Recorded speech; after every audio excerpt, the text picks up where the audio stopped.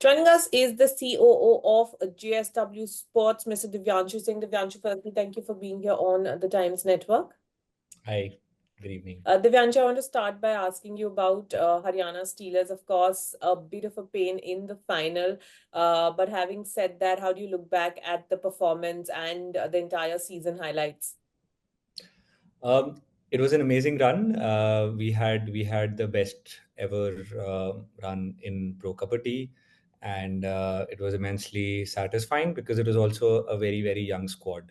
On the day of the auction, we had a little bit of mixed feelings. Some things didn't go our way, but we kind of were very confident about the kind of scouting that we had done, the kind of coaching staff, and the support staff that we put together.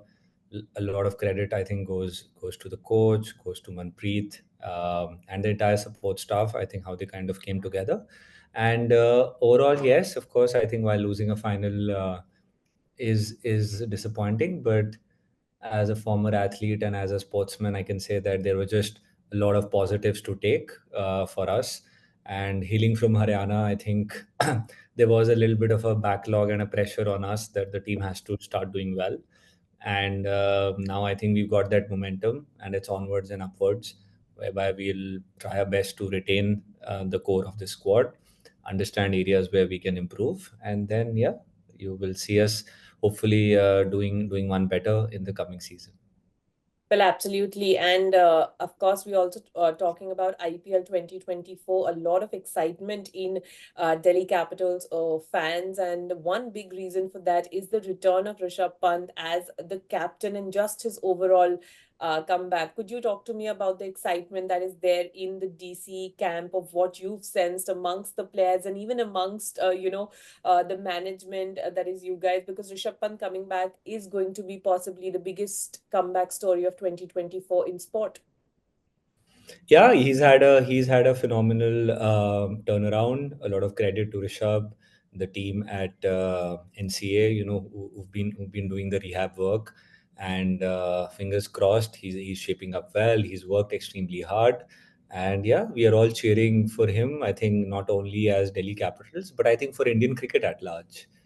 Such an amazing personality means so much to the sport, and yeah, he is back and he's back stronger, and will be good times. The girls had a great run with the Yes. WPL, and we are hoping now for the momentum to carry on with the men's team as well. And I was going to come to WPL as well. Firstly, is congratulations to the Delhi Capitals for making it to two out of two finals. But what I want to ask you is, do you also feel there is a sense that the individuality of women's cricket is being celebrated? Earlier we used to see a lot of comparisons with men's cricket or even cricketers for that matter. But now, do you feel that there is a sense that women cricketers, as an individual sport and as an individual entity, are being celebrated and cheered upon? That has always been an Indian phenomena. That I mean, even if you take recently, we had done a market research study to understand the fan behavior of the Indian sport fan, and it turns out that Indian sport fans are supporting teams to a large extent as a function of the individuals that they support. You know, so Okay. so so we have always been a hero worshipping nation, and that hero worshipping, I think, continues in sport as well. That I think we love individual heroes.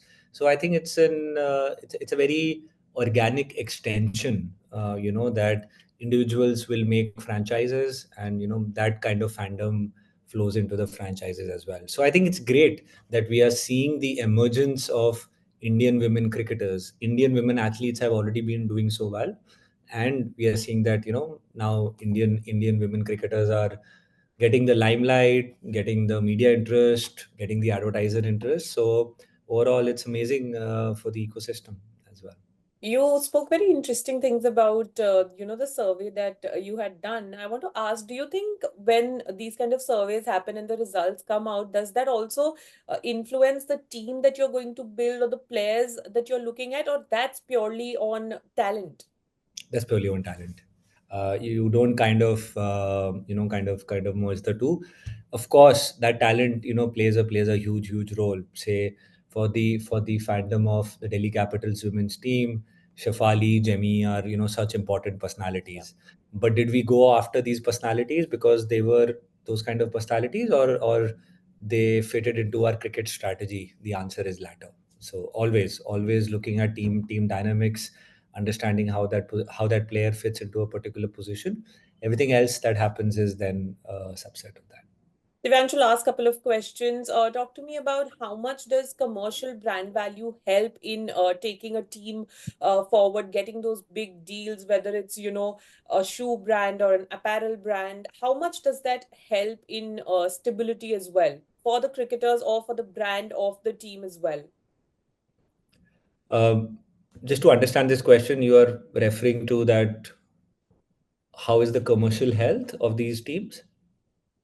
In the sense, like, how much do you think that brands, top brands, when they come to support cricketers or to support a team, say Delhi Capitals in this case, how much does that help? Okay. Firstly, I don't think so that brands come to support. I think brands come to associate with platforms which are delivering them an audience. So I think that's a better way of putting it. Okay. Cricket cricket delivers the biggest audience, close to 700 million people in the IPL. Kabaddi delivers an audience of around 300 million. The football league delivers an audience of about 150 to 170 million. So and sports sponsorship, sports advertising in India is particularly a media avenue. It's particularly a media buy. Hmm. Brands and sponsors are investing because they are getting reach and they are able to reach a particular audience. Basis the attributes and basis the quantum of that audience is the value that we are able to demand. Why it becomes very important is because it positions the sport in an aspirational light. While it is not required for cricket, but definitely when it comes to emerging sports, football, kabaddi, or even I would put women's cricket in that umbrella, right? Where we don't have established superstars in those sport. So it becomes very important that brand advocacy is important. So when brands are seeing value, be it the women cricketers, be it the football players, be it the kabaddi players, then I think that kind of starts changing the ecosystem. So that's what we are trying to do. We are trying to build that aspiration quotient in a lot of these athletes. And yeah, you are beginning to see that more and more of these new emerging athletes, with our kabaddi team, when they did a digital advert with Puma. It was the first ever ad that they had done. JSW Cement had done hoardings with some of these players. So for a lot of these athletes, I think these are like life changing moments, and it means a lot to them. And it's very positive that more and more brands are kind of looking at new stars Hmm. and looking at new influencers, because I think the days of the big superstars are fading now, especially with the outburst of OTT, etc. We are seeing that more and more new and emerging stars are now coming. And Divyanshu, before I let you go, if Delhi Capitals were to make it to the finals of IPL 2024, who would you want in the opposing side?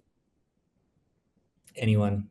That's fine. Yeah. Okay. Thank you so much for your time and wishing Delhi Capitals all the best for IPL 2024. Okay, thank you. Bye.